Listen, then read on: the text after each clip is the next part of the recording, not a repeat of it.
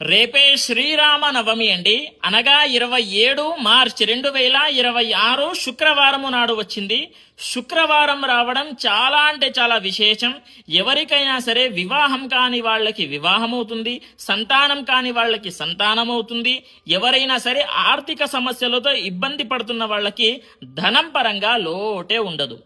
మీరు పెద్దగా ఏమి చేయాల్సిన అవసరం లేదు. నేను చెప్పేటటువంటి పరిహారం చేసుకోండి.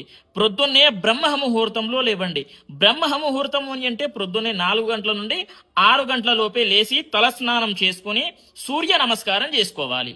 ఆ తర్వాత దగ్గరలో ఉండేటటువంటి ఏదైనా సరే దేవాలయంలో కానివ్వండి, లేదా దగ్గరలో ఉండేటటువంటి ఎక్కడైనా సరే సీతారాముల వారి కళ్యాణం జరుగుతూ ఉంటుంది. అక్కడికి వెళ్ళండి. అక్కడికి వెళ్ళి ఏం చేస్తారు?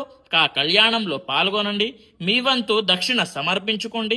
చివరికి ఏంటి అని అంటే అక్కడ సీతారాముల వారి యొక్క అక్షంతలు ఇస్తారు.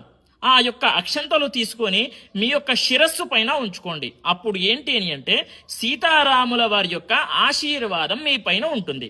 అదేవిధంగా చివరికి ఆ రోజున ఏం చేస్తారు అని అంటే ఆ సీతారాముల వారి యొక్క ఆశీర్వాదం మీ పైన ఉండాలి అని అంటే నేను చెప్పేటటువంటి మంత్రం పాటించండి, జపం చేసుకోండి. ఆ మంత్రం ఏంటి అని అంటే శ్రీరామ రామ రామేతి రమే రామే మనోరమే సహస్రనామ తత్తుల్యం రామనామ వరాననే అనేటటువంటి ఈ మంత్రాన్ని కనీసం 108 సార్లు జపం చేసుకోండి. అలా చేసుకున్నచో విశేషంగా ఫలితాలు లభిస్తాయి. అందరికీ తెలియజేయండి, 10 మందికి కూడా తెలియజేయండి. స్వస్తి సర్వే జనాః సుఖినో భవంతు.